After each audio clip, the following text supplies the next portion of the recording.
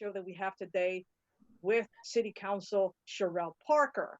Cherelle Parker is a Democratic member of the City Council representing the Ninth District. She served as a Democratic member of the Pennsylvania House of Representatives, representing the 200th District from 2005 until 2015.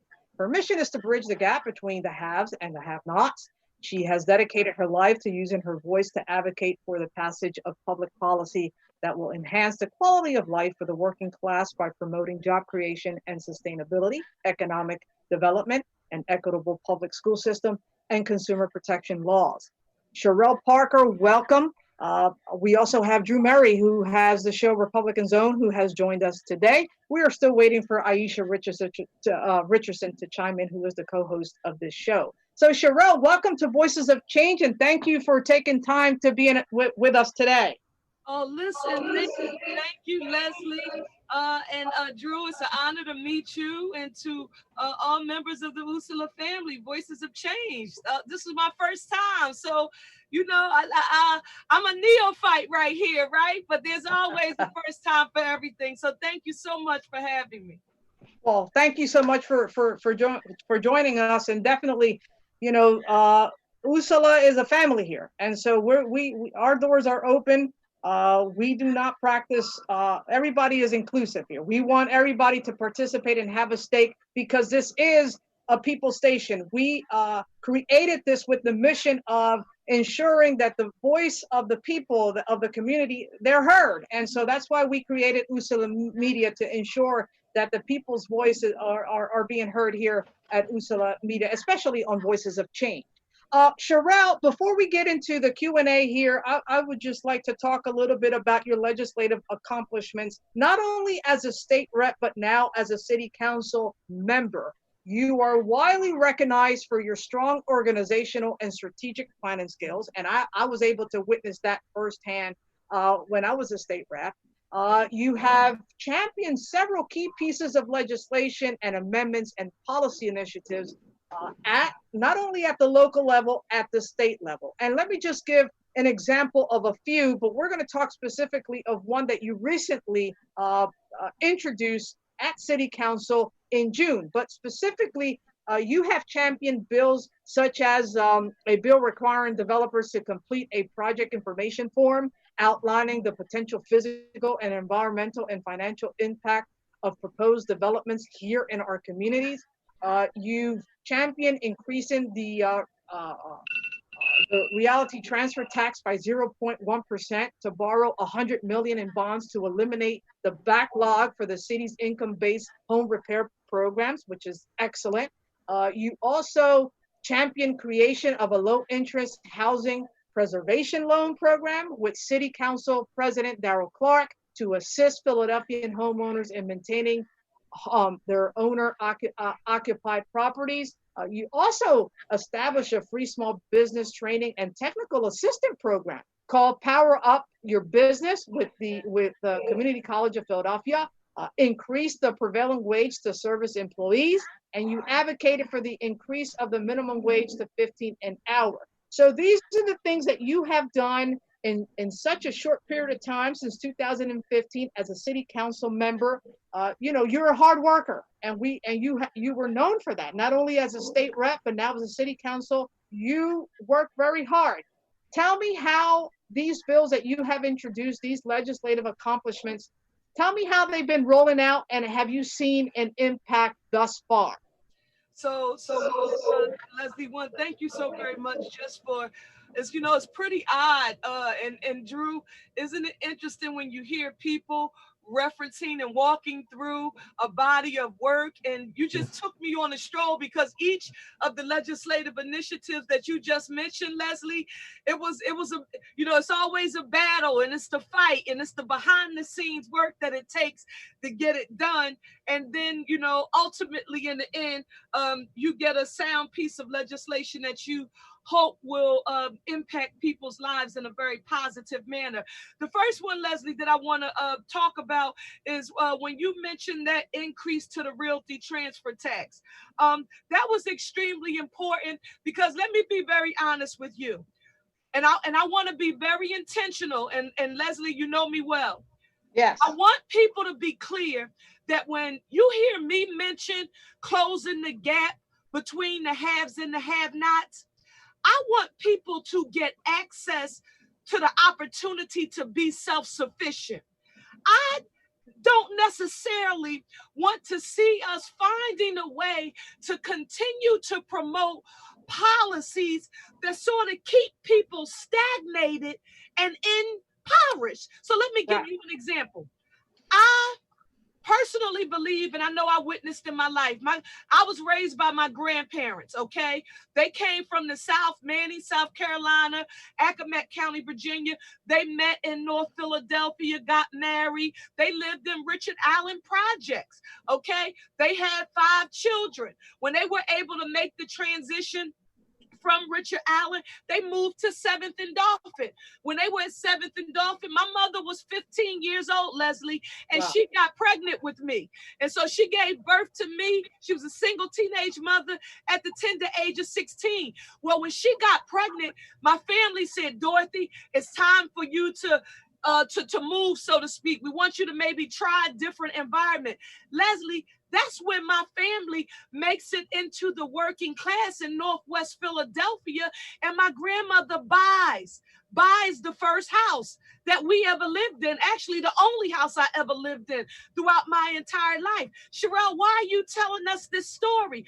I'm telling you this story because we need to work to make sure that more Philadelphians from all walks of life, despite their race, their sex, ethnicity, creed, their socioeconomic status or zip code, we want more homeowners, Leslie. So That's Leslie, right. when you hear people talk about the affordable housing crisis, I want you to be real clear that Cherelle Parker wants to empower Philadelphians, and particularly those who've been left out of the economic equation to get, or the economic growth of our communities. I want them to get access to the opportunity to own. Because Leslie, what's the difference between renting and owning? When you rent, you are constantly paying rent to the owner, and they can leverage that property to help stabilize and enhance their own socioeconomic status.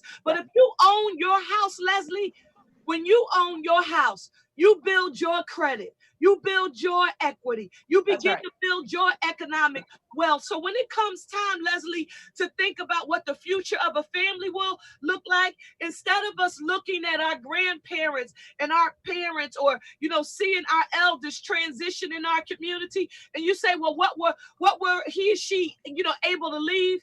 And they're able to leave debt because we don't own. That is what we have to work on. So when we increased that realty transfer tax, we did $60 million was used to eliminate the backlog for the basic systems home repair program. Cherelle, what is that? Income-based program, but it gives people actual grants that where they can make repairs to their electric, the carpentry, wiring, windows, doors, refrigerators, whatever you need to keep the structure of your house sort of stabilized. In Right. addition to that, now this is what really bothered me. Leslie, I want you to think about this, and I want the listening audience, I want you to pay attention, because this is what I've witnessed. I've often found that it seems like people very easily pit those who I call the have-nots against those who have just a little bit. Yes. Cherelle, what are you saying? So many of the programs that are offered in the city of Philadelphia, eligibility program, right? But those people, many of whom are going to work every day. Sometimes they're working 2 or 3 jobs, and they're not rich. They're just trying to make ends meet. They usually make a nickel or a dime over the income eligibility guidelines, and then they don't become eligible for the program. Right. Not because they're rich, Leslie, but because the program says you can only make $25,000 a year, and they make 25,025 cents. I'm talking about just right over that guideline. So what we did was, because we wanted no Philadelphian when it comes to working class Philadelphians, we wanted no one to be left out of having the opportunity to repair their most valuable assets, which are their homes. So Cherelle, what did you do? $40 million of that money was used to create a program called Restore, Repair, Renew, that gave access to loans to people who wanted to make repairs. So if we're talking about basic systems and weatherization and windows and electric, well, what if I wanted to come in and get new steps? What if I needed to modernize my house? We have good houses, right? But like the house I grew up in, it only had one bathroom upstairs. Right. Modern houses these days, you need another bathroom. So if I want to modernize my house but stay in my house, I can't get a loan from a bank because for the underwriting criteria is too strong, or for one reason or another, I'm not approved. This program gave access to Philadelphians to a loan, 3% fixed rate, over 10 years. They could borrow up to, listen how much they could borrow, Leslie. When have you known a person with less than perfect credit to get a 3% interest rate, a loan for 10 years? You can't walk into a bank to get that kind of underwriting criteria. They will deny you. And so we created that program, and I'm really excited. Thank you for acknowledging that. Well, economic development is the engine to get people out of poverty, to give people a fair shot and chance.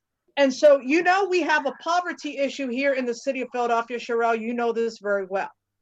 Poverty is up 46% here, and introducing or providing resources of that nature to folks who can't, just can't make it, don't have the money nor the resources to get certain things, that is a blessing. But you know what, Cherelle, oftentimes people don't know that these programs do exist and how they tap into them, because when we're talking about government and we're talking about trying to access these things, it's very complicated to navigate. And I'm glad that you're putting this information out and that we can promote this information, because a lot of people do have access, but a lot of people do not have access because they just don't know how to tap into that access. Drew Mary. And I want to add right here that on top of this, one of the things we also knew when it came time to accessing the housing market, that when we looked at the amount of money that some of our residents were paying for rent, we were saying, well, wait now, how are you paying $1,000, $1,200, $1,500 a month for rent when you could be living in your own house? I mean, you're literally paying what could be a mortgage for rent.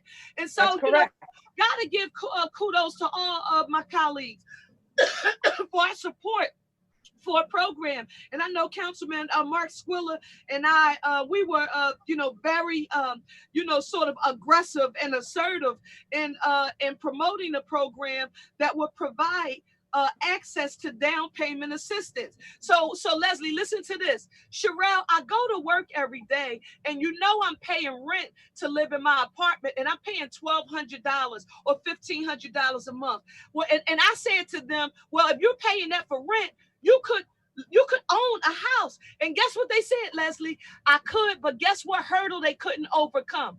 They didn't have money for the down payment, the closing costs. And so we created a program called Philly First Home Program, and it offers a grant of up to $10,000 or 6% of whatever the purchase price is of the home, whichever is less, to help first-time home buyers purchase a home.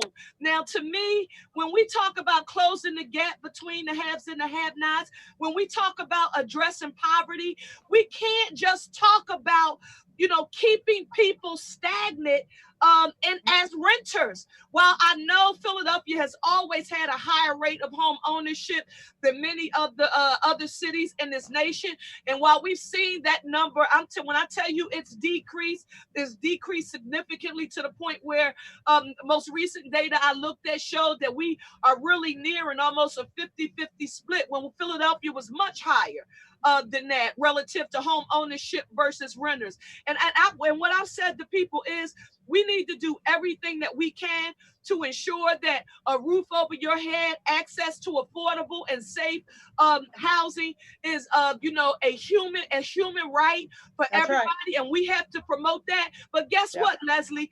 I will never let anyone think that I am comfortable with trying to move people out of poverty, and my path to get there is putting you in a permanent state of being a renter. That's not Yeah. self-sufficiency. My That grandparents moved out of it. They became homeowners, and I want as many Philadelphians as possible to get opportunity and access to home ownership. Yeah, well, I think that's just so important. That owning a home is just is very important. And getting this information out to people that think that they might not be able to do it or get a loan because of their credit or whatever have you. This is very important information. Drew Murray, I want to welcome you Well, in. You're from the thank you. Republican Zone, the host from the Republican Zone. Do you have any questions for Cherelle Parker? Sure, absolutely. So I am obviously by the name of my show, I'm a Republican. So I'm going to play a bit of a devil's advocate here and ask a question because I don't like more taxes. But I like the program, Cheryl, and I think it's great. And I 100% agree with you. We need more homeowners in the city of Philadelphia. Owning a home is the best leverage against gentrification. And as we saw in the city council races last year that I ran as an at-large member on the Republican side, I think Jamie Gutierrez won because of her very strong stance on gentrification in the West Philly neighborhoods. So my question is, the increase in the transfer tax, for those who may not know, Philadelphia has twice already had a double transfer tax in the rest of the state. So to play the devil's advocate, and again, I love the programs. It's not that. It's more how do we get the revenue for those programs. What do you say with the argument that, increasing the transfer tax, which is already double of other areas in the state, that could be a barrier to entry to many. You mentioned the closing costs. I remember when I was looking for a house, my first house, I was looking in Philadelphia and the suburbs, and it jumped out at me how much more my transfer costs were in the city. And I was able to handle it, obviously, because I live in the city. But, what do you say to those people where that could be a barrier to entry and that might make owning a home unaffordable to them by increasing that transfer? So, Drew, one, I want to say thank you so very much for that question. And Leslie, this is when I thank God I spent 10 years in the Pennsylvania House of Representatives. So, Yes. Drew, your question would be a tough question for me if I didn't have very intimate knowledge relative to the tax structure for the Commonwealth of Pennsylvania. If we had a more progressive tax structure in the Commonwealth, and Philadelphia was empowered with the authority to have a more progressive structure. Cherelle Parker, you're using that term progressive taxes. What do you mean? We're talking about the more that you earn, the more that you will pay. Well, that is not the case in the Commonwealth of Pennsylvania because of something that we had, and we did try to change, but were unsuccessful during my tenure as chair of the Philadelphia delegation in the Pennsylvania House, and that is this thing called the uniformity clause in the Commonwealth. That's and so right. that means when you and when we have a tax rate, for example, it has to be the same tax rate across the board. Now, with that being said, if we wanted to find another vehicle that would require us to generate some revenue, let's say, Drew, if we tried another tax, or let's say if we tried the sales tax, for example, even if we wanted to increase our sales tax, which we did to fund public education and to address a pension crisis when I was a member of the PA House, guess what, Drew? Philadelphia doesn't have the power to do it. We have to go to the Commonwealth to get what we call enabling authority to get it done. And I will tell you, I don't know if you remember the cigarette tax when we had a school district with Dr. Height, who was very well regarded on in a bipartisan way on both sides, said the school district will close. Council unanimously passed cigarette tax, but guess what? Council passed it, but Drew, it was moot. It was moot until they received the enabling authority from the Commonwealth of Pennsylvania that gave Philadelphia the ability to collect that tax. So what are you saying? I'm saying, Drew, that I understand the concern for the benefit of the listening audience. I want you to remember this. When Drew mentions that we increase that realty transfer tax, and it could be a prospective barrier to entry to home ownership, I want you to know that we introduced it by 0.1%, and that was to do, as Leslie mentioned, to pay off $100 million in bonds so that we could develop that basic systems home repair backlog removal plan, and then the restore, repair, renew. But Drew, if we had more power and authority to enact a more progressive tax structure here, Philadelphia wouldn't have to turn to, for example, increasing the realty transfer tax. Listen, or the enactment of a soda tax. We wouldn't have to do those things. Why did we do it? We did those things because that's what we had the power to do.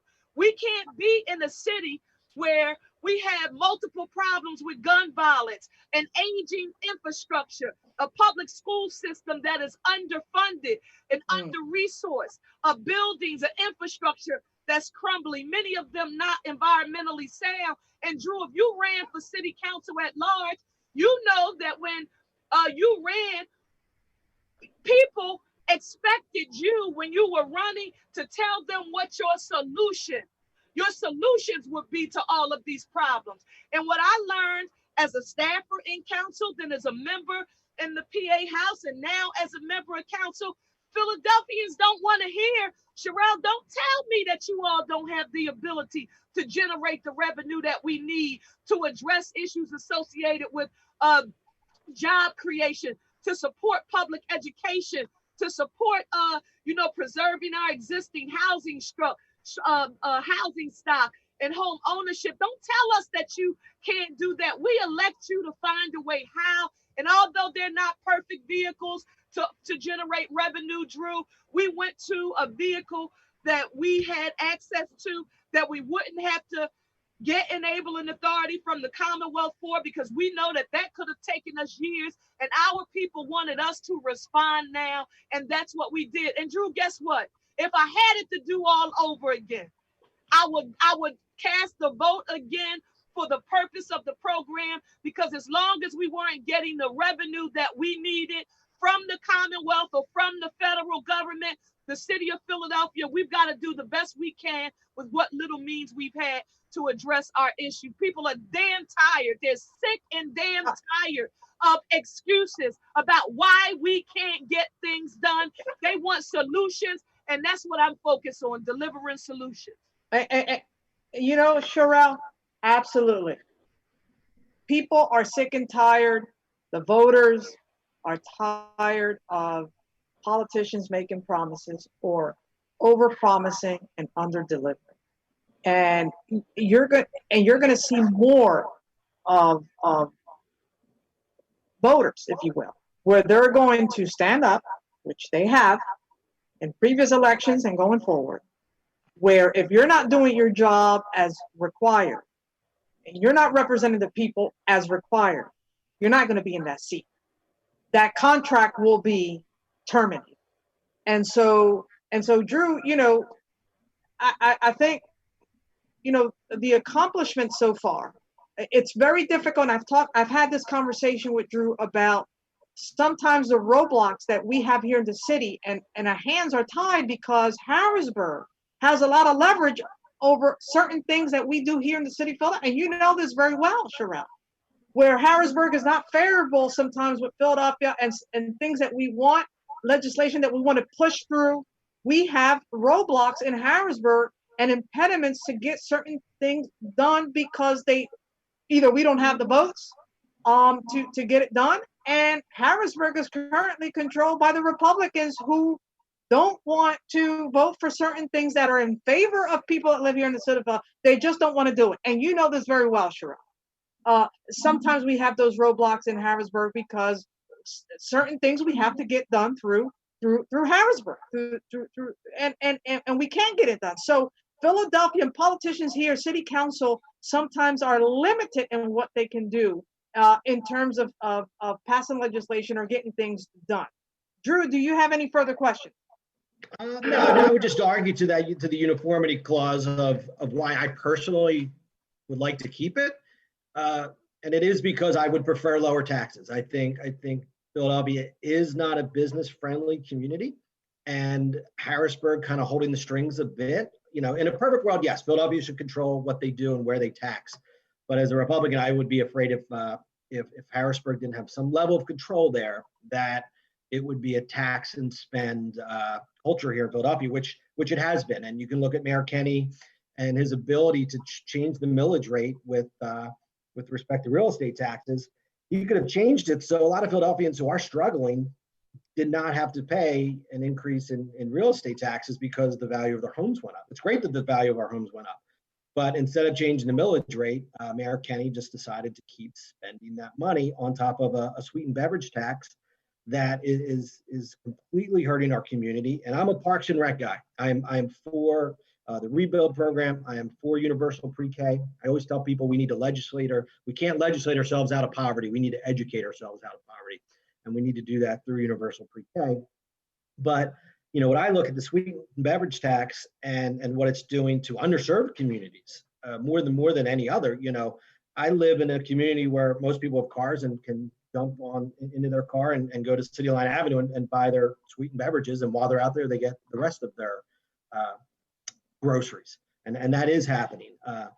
And I see people in underserved communities who may not have that ability to jump in a car, or those who live on City Line Avenue just across the street, they have to pay that tax, and I feel like the burden of the sweetened beverage tax has actually fallen on mostly underserved communities. And I think a lot of people don't want to necessarily admit that. So that was kind of a side issue, but I do have a question also related to the uniformity clause, because John Taylor, when he was a state rep, and you may have even been a state rep at the time, Councilwoman, brought up the Levy-Sweeney plan, which would have given some free will to Philadelphia when it comes to real estate taxes. But the caveat was the wage tax had to be decreased. So if anyone doesn't know what the Levy-Sweeney plan was, it was giving the city the ability to tax commercial real estate more as long as the city agreed to lower the wage tax, which I think is a huge barrier for businesses who come to the city. So I'm going back a couple of years, Councilwoman, but did you have any thoughts on the Levy-Sweeney plan? Were you in favor of it? Were you opposed to it? Yeah, so one, I'm very familiar with it, and Sure. let me. I have to go back, Drew, to what you said, because I want to get this on the record, and I want to say to the listening audience, with all due respect, I have not had the privilege in my my legislative career, to be put in the box to say, oh, someone's a Republican, I won't work with them. We're on different sides of the aisle. Listen, I'm Democrat, true blue to my heart and soul, but when it came time to have to work to deliver whatever legislative initiatives or programs that I needed to deliver for Philadelphia, I work with Republicans and anyone else. So I want to note that for the record, Drew. And so relative to that, the revenue that was generated via the beverage tax, again, not maybe the vehicle. Increasing the tax is never one. I want you to tell me a Democrat or a Republican elected official, Drew, who wakes up and says, I want to increase taxes, and I want to go in front of people to say I want to increase taxes. I don't care what tax you're talking about. That's not a choice you want to make. Right. But again, in an effort to say, now the district that I represent, for example, Cheltenham Avenue is my border. So just like you described having City Line Avenue, where you can walk across the street and people can go, my supermarket that I shop in is directly across the street. It's a Brown's ShopRite. Jeff Brown has been one of the strongest advocates for reentry, to putting people to work, supporting grassroots community-based organizations. That was a tough damn vote for me to have to cast. But what I had to put to develop a cost benefit analysis on was I had to look at the crumbling infrastructure at our neighborhood rec center, not having a pool, but needing a spray pool there because we didn't have a normal pool, basketball, no tennis, no ice skating, all of the other amenities that just across the street in Montgomery County, which is near the community that I represent, young people, families have access to them, and we're telling our kids that they matter and we care about them, but they walking into rec centers, that are not safe, are not well lit. And so that's why we did that. So I want to note that for the record. I also want to note this. One of the things that really pisses me off from time to time is when I would hear people use that argument about this tax disproportionately impacting Black and brown poor people. I would say this: I am so tired of people talking about poor Black and brown people from the perspective of being consumers. Right. Think about us being consumers. We build wealth for other people. But when I grew up, Leslie, in the working class neighborhood, Drew, where I grew up, when you heard me say my grandparents moved from North Philadelphia and they did like the Jeffersons, they moved on up to Northwest Philadelphia. All of the corner stores in my community, Drew and Leslie, they were owned by people who lived in those neighborhoods. Right. So I can remember Duke's. Well, he and Miss Laura lived above the store. And then they moved across the street and their children moved upstairs. Well, if you go into those communities now, they are not owned by the people who live there. I don't care if we're going through the Hispanic community, the Latinx community. I would dare say, I don't want to be driving through in the community and I'm going through the business corridor in the Hispanic community and all of the businesses who are offering services are non-Hispanic owners, non-Latinx owners. No. We want the people who live in these neighborhoods to have opportunities to the ability to own them. That's how we create equity and we put people on a path to self-sufficiency. Now, very quickly, Drew, I want to get to the Levy-Sweeney plan. Because one, it would have called for an amendment, and that's what we were getting back to relative to the uniformity clause. One, I agree that I want us, because I want the listening audience to know this. Guess what, listening audience? There are many states and cities throughout the United States, and guess what they have the power and authority to do? They can charge a different rate of tax. Real estate taxes, for example. They can say, if you own a big commercial building, in downtown, or a big commercial building and you're in business, we can charge you one rate of taxes. And if you are a homeowner and you own a residential property, we can charge you another rate of tax. They have that authority, and that helps them to collect taxes, I believe, in what we would call a more progressive system, which means the more you earn, the more you pay. We can't do that here. So what the Levy-Sweeney plan said is, wait, Cherelle, Darrell Clark, because remember, long before this plan, we had already introduced a bill that would have allowed us to have a constitutional amendment to address that uniformity clause relative to Philadelphia. This is our challenge. The Levy-Sweeney plan said, yes, we agree. The only thing that we want to codify, and Drew, this is what's different, and these details are important. They said, yes, the wage tax has to decrease, and then we want, you can charge a higher rate for the commercial real estate, but guess what? They wanted to codify that all of the additional revenue that you generated from charging a higher tax on commercial real estate, that you had to direct it to wage tax reduction. I don't know about you, Drew. Leslie and I, we served in the General Assembly together. I don't care if you go back, and now I'm taking us on a stroll through history. When PICA was formed, when the city of Philadelphia was on the brink of bankruptcy, and PICA was formed to put us back on sound financial footing.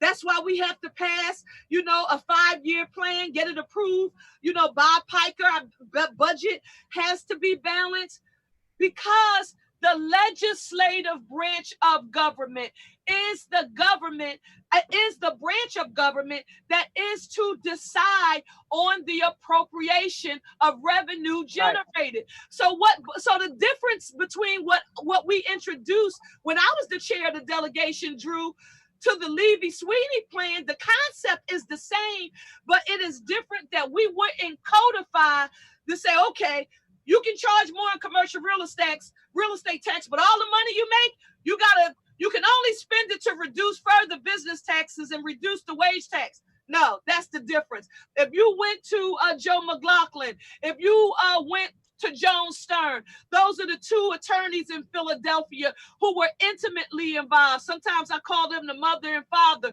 from a drafting perspective of the development of the PICA legislation in Harrisburg, and ask them for a professional opinion about whether or not they've ever seen a government codifying a legislative responsibility like how you appropriate funds. That's why executives introduce budgets and the legislative branch approves budgets. That's what we do. We appropriate funding. And so I would argue that I supported the plan, but where I disagree with the plan is that you can't tell me I can charge more for commercial real estate, and then you're going to tell the city how it should spend that money. That's where we like sort of take different turns on the road. We don't have autonomy. We don't have autonomy in that. Exactly, Leslie. I wasn't willing, I'll be honest, to give that up, because I know what happens. Imagine if they had done that, right? And let's say we had generated, a half a million dollars there, and we're in the midst of a global pandemic and another economic recession and social and civic unrest and calls to eliminate systemic racist programs and injustice across a system. And we don't have autonomy, as you just said, to develop a plan or how and decide how we will appropriate those dollars. That's not the job of the executive branch. Again, the executive branch proposes, but it is the legislative body that appropriates. Yeah. Well, listen, we have to take a short break. You're listening to Voices of Change on USALA Radio with your host, Leslie Acosta and Aisha Richardson. We also have Drew Mary with us, the host from the Republican Zone, and Cherelle Parker, City Councilor Cherelle Parker is also with us. We'll be right back with this interesting conversation. Stay put. We'll be right back. Our hearts are made stronger by how we treat others. Put her there. The light you share can impact those around you, but so can the darkness. Later, twerp. Councilwoman, you could come on my show. I think I can. Things bother You're you. the So easiest when you guest reach in out the to another world. person, take a moment to you have a consider how they passion will that you feel like to and talk let your about. heart be the key to making a difference. Because of you, someone's entire day, year, or even life can change. In every heart, there's hope. You press a button that gives the echo. Just turn it off. Just turn this off. Yeah. Okay. Now we're good. All right. Very What are we good, going- Cherelle. Are we going to 2:00, Leslie? Yeah, we should Okay. be done shortly. Okay, no, that was the first break. I thought maybe,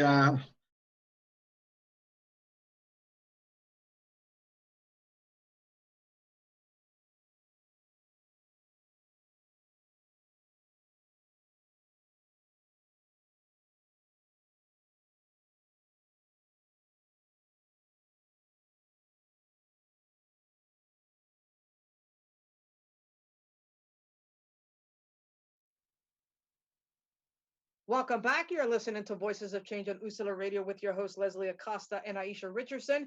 We have as a guest today, City Councilor Cherelle Parker, and we also have the host from the Republican Zone with us joining in today, having this interesting conversation with City Council Cherelle Parker. Cherelle, thank you again for being with us. We're having this conversation and we are, putting good information out there. Not only about your legislative accomplishments, but things that are still pending that we still need to do, that we still need to push forward in regards to legislation. I want to talk about, Cherelle, a legislation that was introduced, notably, I think this was done in June, where there's a question is for the November election, putting a charter change question on the November ballot, asking voters to prohibit unlawful use of the controversial police tactic known as stop and frisk. This is an issue that we had or have had here in the city of Philadelphia, even though we have seen the number of stops decrease from 214,000 in 2015 to under 70,000 last year. However, stop and frisks continue to persist in the city of Philadelphia, primarily against Black and brown people. What motivated you to introduce this legislation? Now is going to be a charter question in the November election. Talk a little bit about that and why that is so much needed in the city of Philadelphia. So one, Leslie, I want to say thank you for the question. And I want the listening audience to know, I know for some of them, it's the first time that I'm ever getting the chance to communicate with them.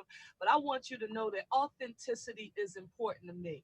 And it's important that you know that before the heinous murder of George Floyd, Breonna Taylor, and Ahmaud Arbery, sort of generated outrage across the globe, and social action and protests, and civic engagement called on us to address systemic racist policies, police brutality, and abuse. We worked on this issue. Cherelle, why was this important to you?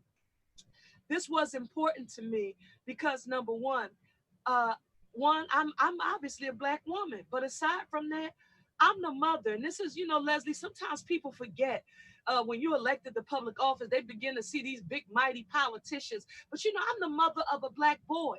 He just turned 8. But when Langston was about between 5 and 6, he asked if he could get his hair locked. And now, obviously, between 5 and 6, he didn't ask because he was trying to make any kind of political statement. He simply wanted his hair locked because his dad's hair locked.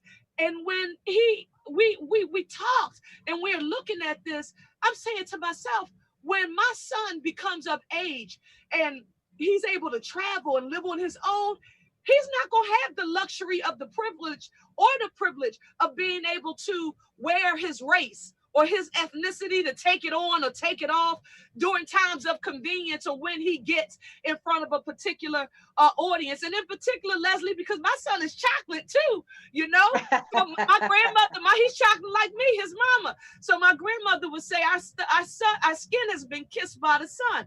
And so when I think about that, and you think about the undeniable truth that because of my son being a Black boy and other Hispanic boys and other, men and women of color, Black men in particular, that they are almost certain to be stopped and frisked by the police. Listen, without a reasonable suspicion. It's more than unnerving. It's actually unconstitutional. Cherelle, but wait, you just said, Cherelle, that you introduced this legislation before the civil unrest, before all of this, I did. And the reason why is that I didn't need, Al Sharpton was talking not long ago during the convention. They were honoring Jesse Jackson.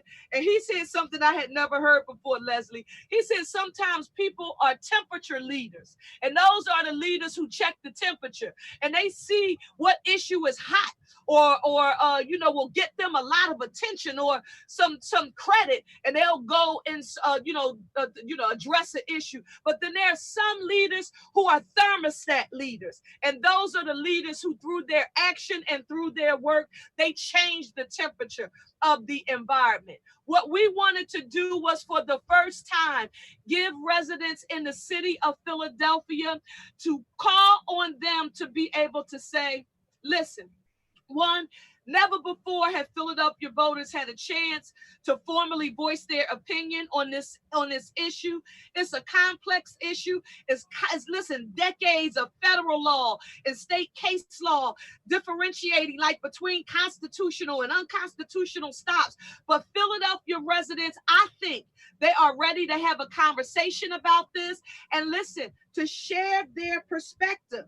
All right. And this is the first time so when people go to vote, and I know everybody in here, 2 things I know you're going to do right now, and you should make sure you get them done before Election Day. 1, make sure you complete that census form so that we can be counted. And two, if you're not registered, register and apply for your vote by mail ballot. But when you get in that voting booth, you are going to have the ability to support or say that you're against this question.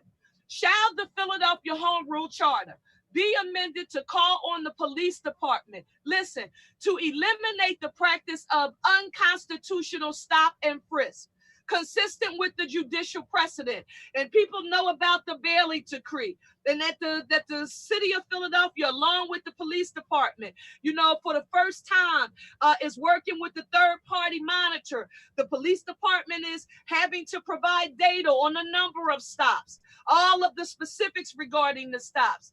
And we're going to have to make sure that stop and frisk is not being applied in an unconstitutional or discriminatory way. Now, somebody said to me, and I want to say this for the record, and I don't want the listening audience to think I'm afraid to address this, but check this out.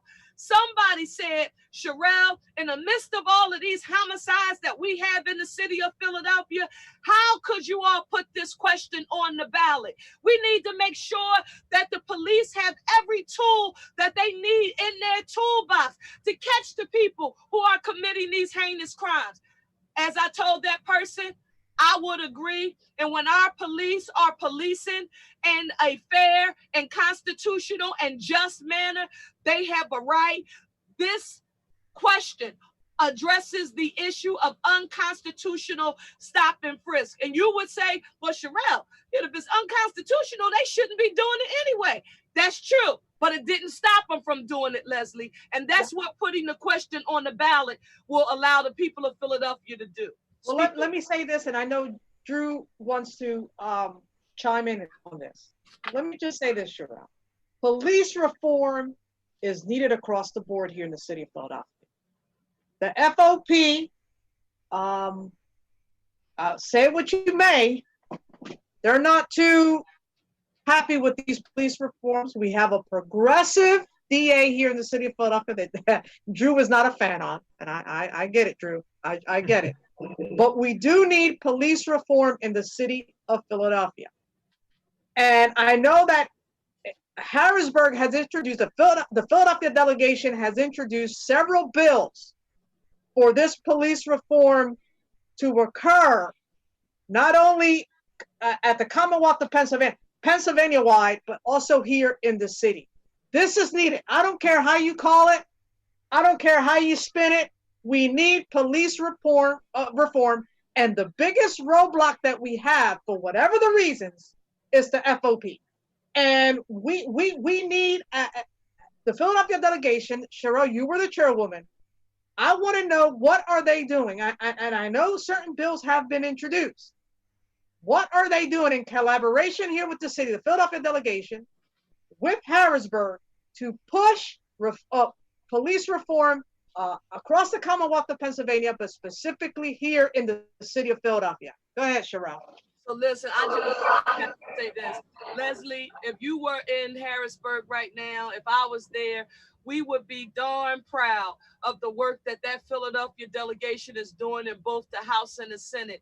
I've got to give a special shout out to Jordan Havish, Joanna McClinton, Steve Kinsey. Hey, listen, Leslie, the Black Caucus led a literal shutdown of the Pennsylvania House and said that there will be no business taking place on this floor unless we address issues associated with redefining criminal justice in the city of Philadelphia and the Commonwealth. And I'm so proud of what they've done.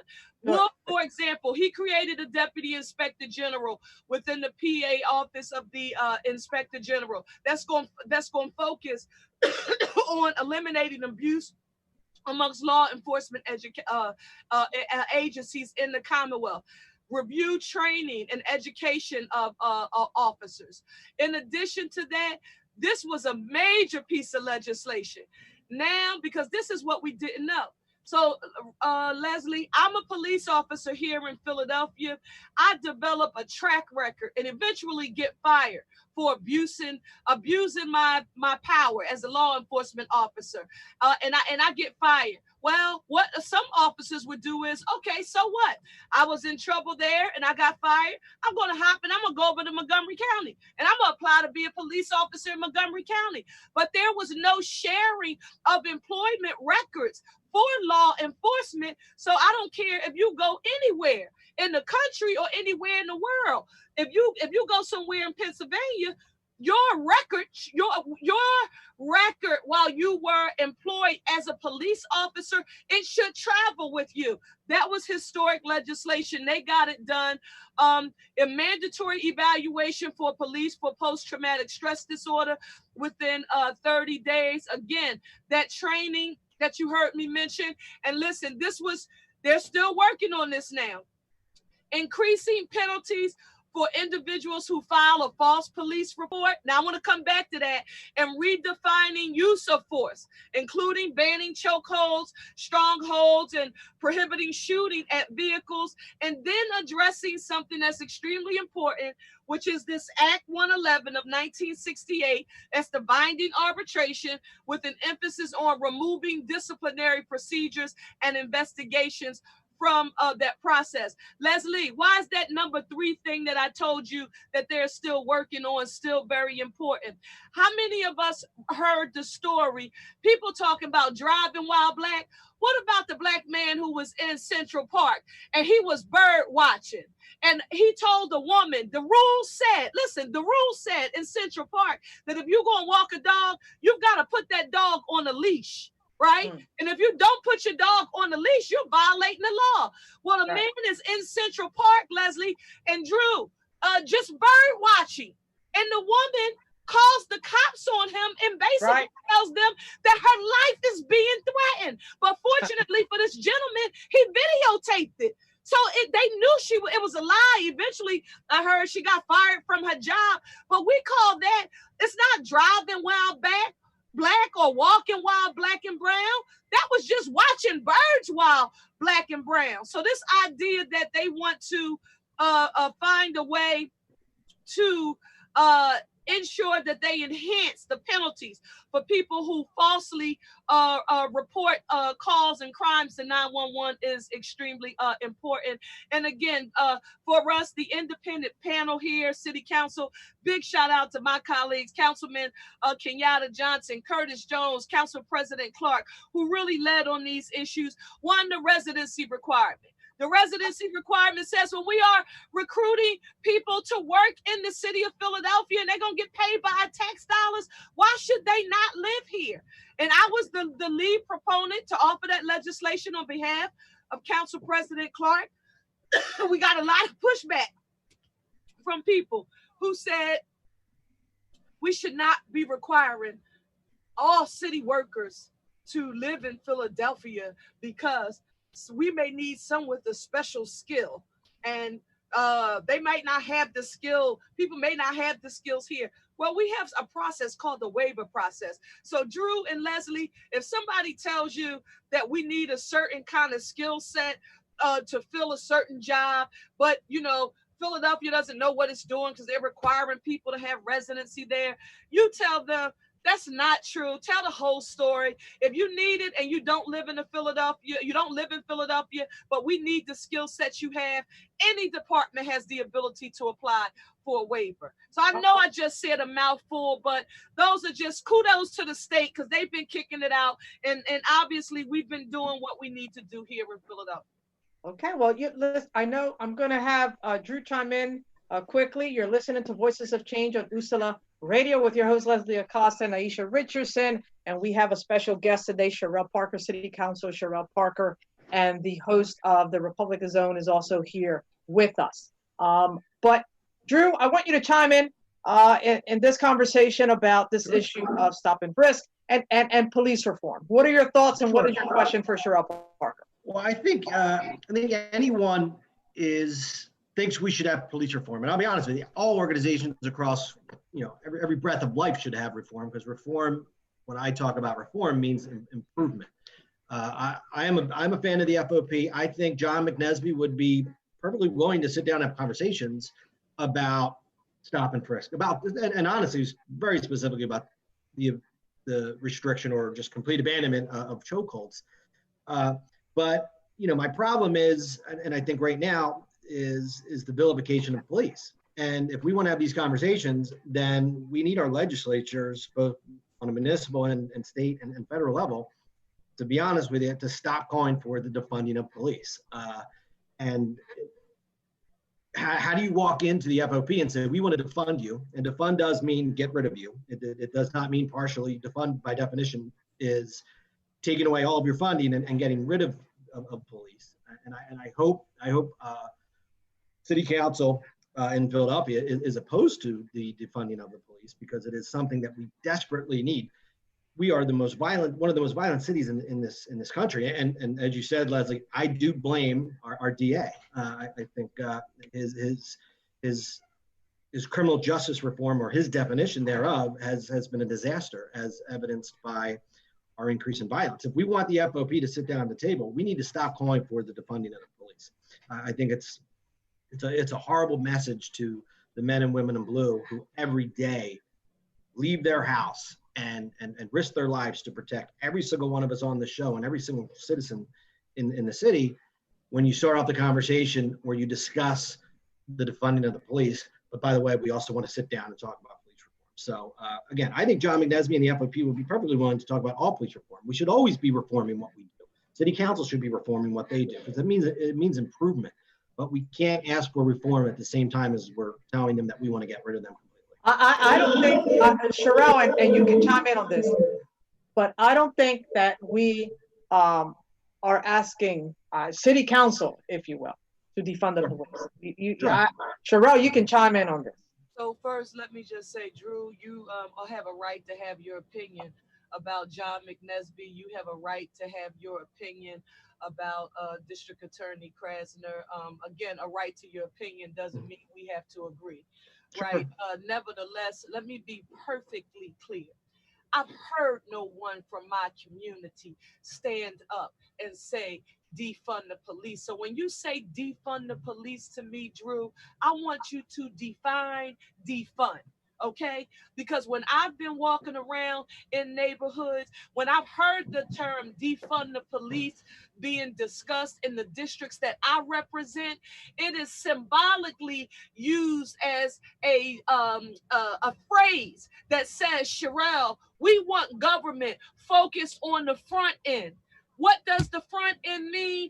Public education, job creation, job training, mental health services, social services. Because let me tell you this, I just had to walk an area in my district, or two areas in my district, one in Alany, where I had two 11-year-old boys. One of them was shot or grazed by a bullet. Another gentleman was murdered in my district on Williams Avenue, and his family in Liberia. All he did was work 3 jobs, go to work, come home, go back to work, send money to Liberia, take care of his property. So, and when I walked and knocked on those doors, let me tell you, and I'll just use these names, Mr. Brown and Miss Jones. Mr. Brown and Miss Jones want to know when they dial 911 that an officer is going to come. They want to know that they're going to be treated with respect, and that their issue and concern is going to be addressed, and they have a right to do that. But at the same time, for them to be able to say, because they want a police officer to come, because they wanted to be protected, by those individuals who are sworn to protect and serve them, that doesn't mean that they don't have the right to say, but we also don't support the unconstitutional use of this tool called stop and frisk. So, Drew, I just ask that when you are talking to people and you mention that term, defund the police, you need to tell people that they should defund. Okay? Right. Absolutely. When I walked, people didn't say that. And you're exactly right. And the messaging is horrible. The fund of the police, I've talked to people said, no, we just want to reallocate resources. But there are plenty of people who defund. They want the police gone. And we have an encampment here in my district at Von Park that we've been working with the council president on I will tell you that their definition of defund is get rid of. So, but you're absolutely right. There's a broad definition. Everybody has a right to their opinion. Sure. I'm going to stand up against police brutality. I'm going to say that if there are any rogue officers and whomever they are who are misusing and abusing the power that they are given and when they are, out supposedly protecting and serving, I'm a call and go. But you also not going to put me in a box where the captains, the men and women who are on the street, I have the 14th, the 35th, and the 2nd in my district. I work with my captains. I work with my officers, especially my community relations officers. They help my business quarters. They help the people. We're seeing an increase in the amount of gun violence across the city of Philadelphia. Well, as an elected official, people want to know, Cherelle, what are you doing to ensure that community policing is taking place? Why don't we see anybody walk in our commercial quarters? So don't lump everybody in together. Please don't do that with me. I'm a Black woman and I fought my whole damn life to make sure that nobody puts me in a box. You ain't gonna put me in a woman's box, a Black box, a color box, or any kind of box. If people want to know where you stand, don't make assumptions that you know where we are. Allow us all to tell our own story. I want to thank you, Drew and Leslie and the Usla family for having me. Thank you. Gotta let me come back and come in the studio after we get through pandemic. Absolutely. Absolutely. We're talking with the most effective, politically savvy, and proactive legislator, city council, Cherelle Parker. We've concluded this show. You're listening to Voices of Change on Usala Radio. Drew, Mary, thank you for chiming in and for hosting this show with us. Thank you so much and your contribution. Cherelle, thank you. And hopefully we'll bring you back soon. Thank you. Yeah, I think the councilwoman jumped off, Leslie.